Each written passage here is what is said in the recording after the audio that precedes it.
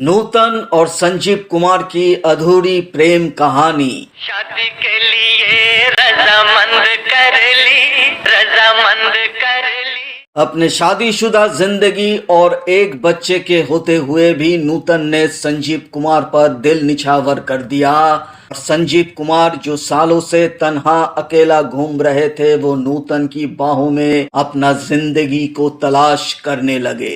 उड़ती चिड़िया पिंजरे में बंद कर ली, मैंने एक लड़की पर। ये कहानी शुरू हुई थी नूतन के शादी के बाद, यानी 1959 में नूतन ने नौसेना अधिकारी रजनीश बहल से शादी कर ली। शादी बेहद खुशगुबार थी, खुशमजार थी। दोनों एक दूसरे से बहुत प्यार करने लगे थे और हर पार्टी में, फिल्मी पार्टी में इन दोनों का चेहरा मैगजीन की सुर्खियों में था। एक लव कपल कैसे एक दूसरे के दुश्मन हो गए इन 6-7 सालों में, ये तो ना नूतन ने सोचा होगा ना रजनीश बहल ने। मगर आने वाले 6-7 सालों में दोनों की विवाहित जीवन जैसे एक खटास में पैदा हो गई थी और नूतन का दम घुटने लगा था। जानकारों का कहना है कि नूतन के घर में सिर्फ रजनीश बहल की चलता था। रजनीश बहल एक बहुत ही गुस्सैल किस्म का इंसान थे।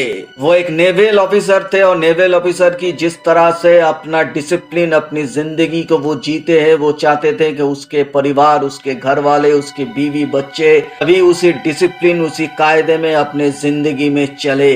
मगर नूतन एक फैशनेबल लड़की थी, वो एक एक्ट्रेस थी, वो एक हंसमुख दिलखुश मिजाज की थी, तो वो कभी कभी अपने पति की इस तरह व्यवहार से बहुत दुखी हो जाती ही। और 6-7 सालों में ऐसा हुआ, नूतन को जैसे एक टाइम टेबल की तरह इस्तेमाल करने लगे थे रजनीश बहल। यानी 9 बजे खाना, 10 बजे सो जाना, 7 बजे जहां पर भी हो घर में आ जाना। तो इस तरह की टाइम टेबल की जिंदगी नूतन गुजार रहे थे। तो इस माहौल में रजनीश बहल ने फिर और एक धमाका किया कि नूतन को जबरदस्ती अपने माँ, बहन और भाइयों के खिलाफ अदालत में केस दर्ज करने को कहा। जो केस था, नूतन और अपने भाई बहनों और माँ की जो जायदाद थी, वो जायदाद अपनी माँ यानी शोभना समर्थ ठीक तरह से देखभाल नहीं कर रहा है। तो इस केस के ऊपर नूतन ने अपने माँ, भाई और बहनों के ऊपर कोर्ट में केस कर दिया और इसके बाद हालात और भी खराब हो गए।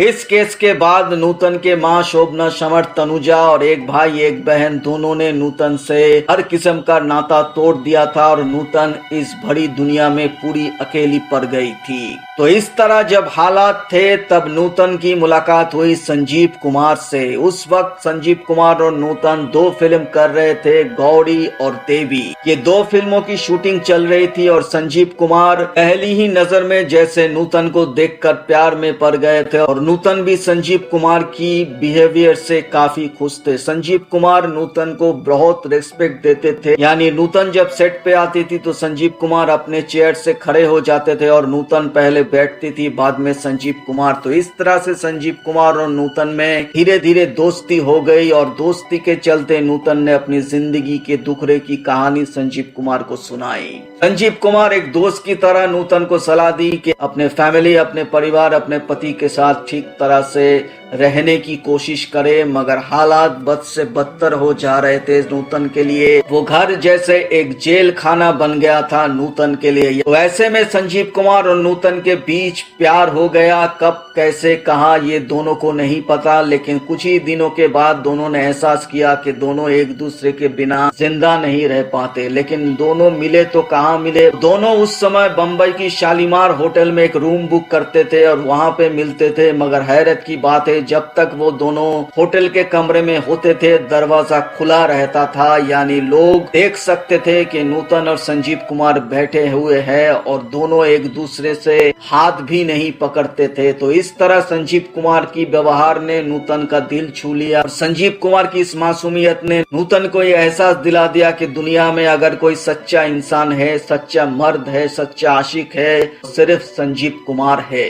मगर इसी होटल में चलते हुए हुआ वो बदनाम जो मैगजीन के सुर्खियों में अचानक एक खबर आई कि नूतन और संजीव कुमार होटल के रूम में पाए गए। तो इस खबर के बाद जैसे रजनीश बहल आग बबूला हो गए, नूतन के ऊपर चढ़ाव हो गए, सीधा कह दिया था कि संजीव कुमार के साथ उन्हें हर किस्म का रिश्ता तोड़ना पड़ेगा। लेकिन फिर भी दोनों एक साथ छुप छुपाते कहीं न कहीं मिलते थे और दोनों की प्यार की गाड़ी धीरे धीरे चल रहा था। संजीव कुमार को यह एहसास हो गया था कि उस माहौल में नूतन नहीं जी सकती, तो नूतन को कहा कि अपने पति रजनीश बहल को डाइवोर्स दे और अपनी नई जिंदगी शुरू करे। मगर नूतन के लिए ये भी जैसे नामुमकिन था, क्योंकि मोहनीश बहल जो नूतन की बेटे है, उस बेटे को छोड़कर नूतन का आना असंभव था। और नूतन बाखूबी जानते थे कि रजनीश बहल अपने बेटे को किसी भी तरह से अपने से अलग नहीं होने देंगे। और इस तरह चलते चलते एक दिन ऐसा मोड़ आया कि नूतन के ऊपर रजनीश बहल ने बहुत धमकाया और उसने कह दिया कि 1959 में केस हुआ था, नानावटी केस, जो बहुत ही सुर्खियों में आई थी कि एक नेवल ऑफिसर अपने पत्नी की प्रेमी को गोली मारकर हत्या कर दी थी। तो ये केस उस समय बहुत ही सुर्खियों में आई थी और नानावटी भी एक नेवल ऑफिसर थे। तो रजनीश बहल ने सीधा कह दिया कि अगर संजीव कुमार के साथ नूतन ने रिश्ता नहीं तोड़ा तो उसका हर्ष भी नानावटी के केस जैसा ही होगा। वो संजीव कुमार को गोली मारकर हत्या कर देंगे और इस मामले को हमेशा के लिए रफा दफा कर देंगे। तो इस तरह खौफ में आकर उस रात नूतन अपने बेटे मोहनीश के साथ अकेली अपने कमरे का दरवाजा बंद कर सारी रात रोती रही और सोचती रही कि अब वो करे तो क्या करे, क्योंकि रजनीश बहल ऐसे इंसान थे कि वो अगर कह दिया कि संजीव कुमार को वो मार देंगे, नहीं छोड़ेंगे, तो वो करके रहेंगे। जिंदगी का अहम फैसला था जो नूतन को अब लेना था। नूतन ने दूसरे दिन ही ये तय कर लिया था कि अब संजीव कुमार के साथ वो हर मुमकिन रिश्ता तोड़ देगी और इसके लिए उसको ऐसा एक सीन क्रिएट करना पड़ेगा जैसे संजीव कुमार भी नूतन के जिंदगी से हट जाए। उसके दूसरे ही दिन संजीव कुमार के साथ नूतन की शूटिंग था और संजीव कुमार के पास नूतन गए और सीधा सपाट करके एक थप्पड़ जड़ दिया संजीव कुमार के गालों में। थप्पड़ इतना जोर का था कि नूतन के हाथ के कांच की चूड़ियां भी टूट गई थी और संजीव कुमार के गाल भी जख्म हुए थे।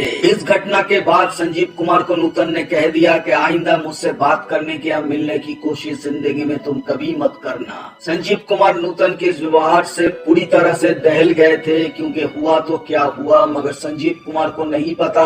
तो सिर्फ संजीव कुमार को जिंदा रखने के लिए नूतन ने ये कदम उठाया था, क्योंकि वो जानते थे कि रजनीश बहल जरूर ऐसा कोई कदम उठाएगा। तो इससे बेहतर है कि संजीव कुमार दूर रहे मगर संजीव कुमार जीवित रहे।